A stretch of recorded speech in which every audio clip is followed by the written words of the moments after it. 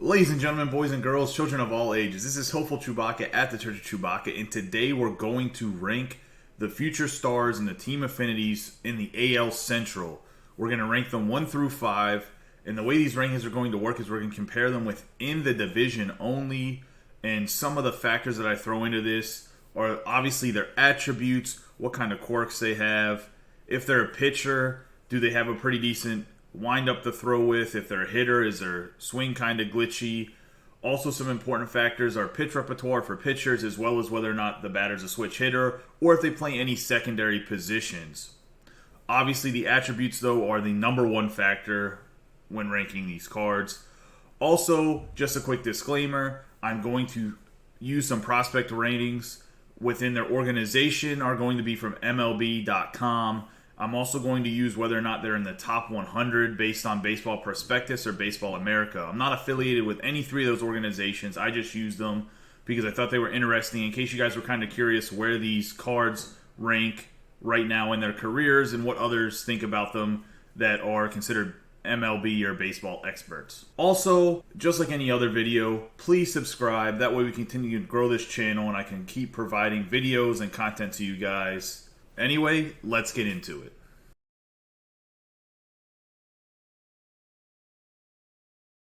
So at number 5, I have the center fielder from the Detroit Tigers, Daz Cameron. He's a right-handed bat, right-handed throwing, 90 overall. His secondaries are left field and right field. He has diamond hitting, diamond defense. And within the Tigers organization, he's ranked number 7th. He's no longer in the top 100 on Baseball Prospectus or Baseball America since 2016, so he's really not a top-end prospect. I think he's sitting in AAA right now, so this is kind of this would have been probably a make-or-break season of whether or not he's going to be a pretty good MLB player or not. I understand he's younger at 22, so there's a chance later in his career he could come up. However, he just continually has dropped down the prospect rankings as I've done a little bit of research about him. Let's take a quick look at the card itself, though. That's him as a player in real life. Let's see how he's going to look like in this video game. Take a look at the attributes. 68 contact versus righty, 104 contact versus lefty. That's a ridiculously good number. 79 power versus righty, 71 power versus lefty, with 63 vision. Now, just looking at these hitting attributes, I just am not impressed. I understand he's going to hit left-handed pitching pretty well. However, this is like a broke man's face of the franchise, Lorenzo Cain, especially with that 63 vision. I mean, I wouldn't put him in the outfield over some others that are already in the game that you could easily get to play center field, right field, or left field that are pretty much free as well. So I just don't think that this card is very good hitting-wise. As for defense, he does make up for it a little bit with 87 fielding, 85 arm strength, 82 arm accuracy, 87 reaction, and 75 speed. However, even then, it's not impressive. This card is just not very good. I don't know how else to say it, at least not for these future star cards and what else you can get, especially in the AL Central or in the other 25 cards that you have an option of getting. We'll take a quick look at his quirks. Walker, quick reflexes, sniper, thief, pressure cooker, unbreakable. Obviously, the quick reflexes will allow him to maybe flag down more fly balls than he wouldn't for a normal 75 speed guy. So, like, another guy that's 75 speed is Christian Yelich. So he'd probably flag down more balls than Christian Yelich would. But that's, I mean, everyone knows that's not, Christian Yelich is known for his defense. So that's really not saying that much, if we're being honest. The thief might help some, but with 75 speed, I don't think you're trying to steal bases on a regular basis. So I just am honestly not too impressed with this card. That's the reason he falls in at number 5 on this list. I just think there's better options in the AL Central for sure. And he might be one of the worst future stars card in the entire 30 card set, if we're being honest.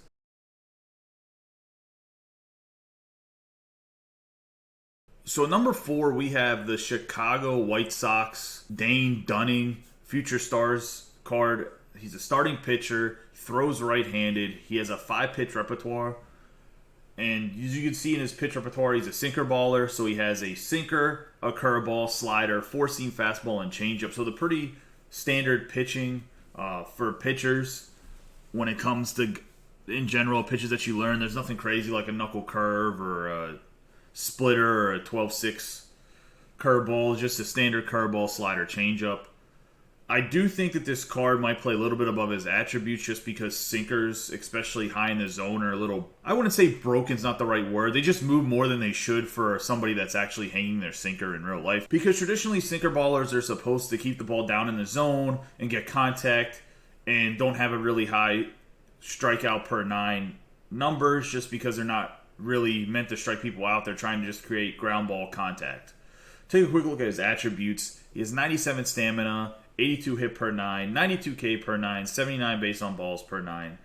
His home run per 9, 67. His control's 83. He has pretty good break at 92. I do actually think these attributes are pretty good, and he has good stamina for a starting pitcher. Within the AL Central, there's another sinker ball pitcher that just has better attributes than him and just a better card. So there's no way for him to really move up on this list unless he passes the other sinker baller, which he's not better than that card, which we'll see very shortly. Take a quick look at his quirks. His quirks are pressure cooker, workhorse, stingy, untouchable, sinker baller, and knee buckler. So really, he has really good quirks. The workhorse is amazing to get late in games. He has the stingy, he has the sinker baller, and the knee buckler. So I actually think that, like I said, this card will probably play above his attributes. The only reason he's coming in at number 4 is because there's a guy named Brady Singer that's one of the future star cards that has better attributes than him that also is a sinker baller. So he just doesn't rank any higher than number 4 on this list, but I actually do kind of recommend if you guys are a Chicago White Sox fan, or if you guys just want to try a pitcher, maybe some of the other future star pitchers aren't working for you guys, or even Brady Singer just doesn't pitch for you well for whatever reason, you might want to try this Dayne Dunning. I really do think that he could be a viable pitcher for a lot of people in this game, especially if you work his pitches pretty well. Obviously, he doesn't throw too hard, but he does have a pretty good change of speed. So I just really think that this card's going to play above its attributes. However, it's coming in at number 4 on this list because there's just better options within the AL Central.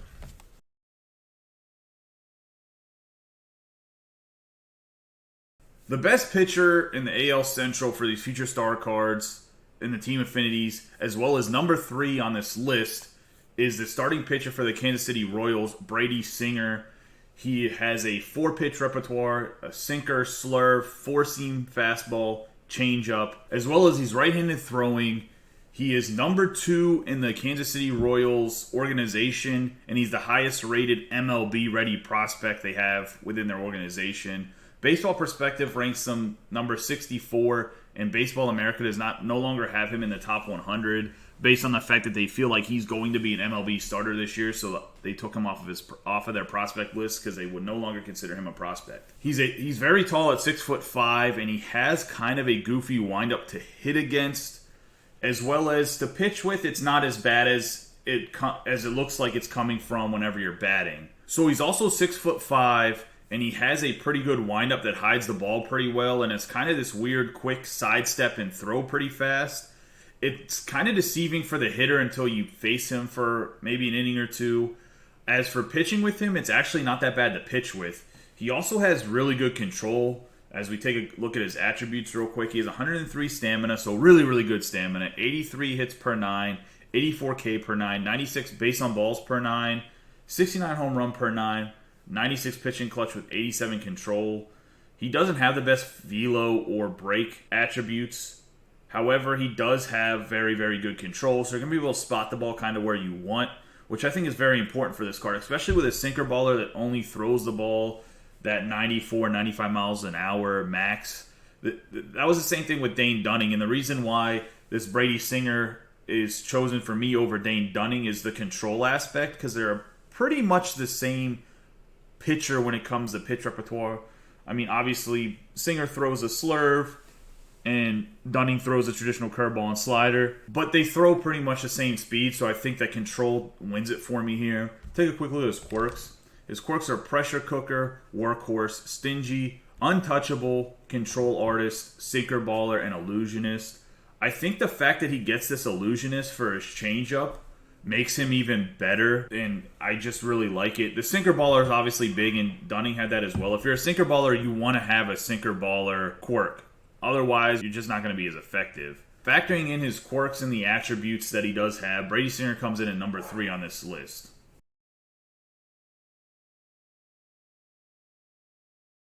At number 2, we have the first baseman for the Minnesota Twins, Alex Purelove. He is 94 overall, can play left field and right field as his secondary positions, as well as I've already mentioned, first base. He bats left-handed, he throws left-handed. He's diamond hitting, gold defense. Take a quick look at his attributes. 101 contact versus righty, 93 contact versus lefty, 88 power versus righty, 75 power versus lefty with 92 vision, which means he's going to have a pretty big PCI, even on higher difficulties, as well as he's going to have some pop. He has a gorgeous swing in real life. I haven't got to use this card in the game, but I'm assuming his swing is just as gorgeous. He absolutely mutilates balls in real life. I hope he does the same thing in the virtual game. And his attributes show that at least against right-handed pitching, he's going to hit home runs. Hopefully versus lefties, he hits the ball out too. The good contact and the power at 75 does give him the chance to have a pretty good pop against the lefties. As for the fielding, he has 81 fielding, 85 arm strength, 75 arm accuracy, 74 reaction with 44 speed. So the best person I can compare him to in the outfield, if you want to put him in left or right field, would be Michael Brantley. I don't know if anyone's used Michael Brantley, but he's slow as dirt in the outfield. And I think that this Alex Purelove is probably not a good option in the outfield. You're probably going to want to keep him at first base. At first base with 74 reaction and 81 fielding, I think he will be more than fine. However, there are better options fielding-wise at first base. I do think that this is maybe an upgrade from the face of the franchise, Matt Olson, if that's who you have at first base right now. Although Olson does have a little bit more pop against the right-handed pitching, but less pop against lefties. Purelove does have better contact. So I think this card will actually be pretty good. And, I mean, as you can see, I have him number 2 on the list because I think he's going to be good.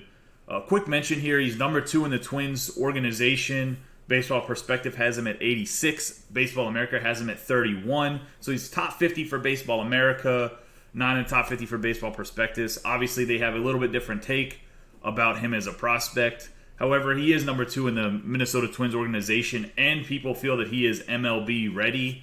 It's just a matter of the Twins are very good right now, and they have some good players on the corners of whether or not he gets called up this year or next year.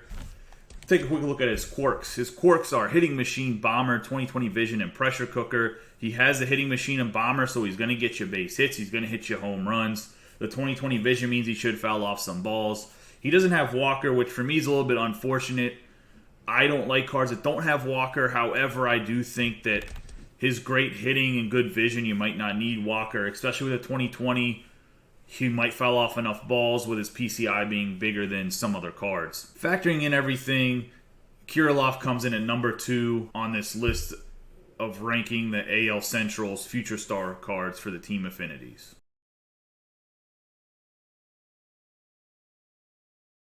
At number 1, we have Nolan Jones, the third baseman prospect from the Cleveland Indians future stars card. Nolan Jones is no stranger to being number 1. He's number 1 in the Cleveland Indians organization. He's number 66 for Baseball Perspectives. And he's in the top 50 for Baseball America, rounding out the top 50 as the 50th rated prospect. He's obviously a third baseman. His secondary positions are first base, left field, and right field. He has diamond hitting, diamond defense.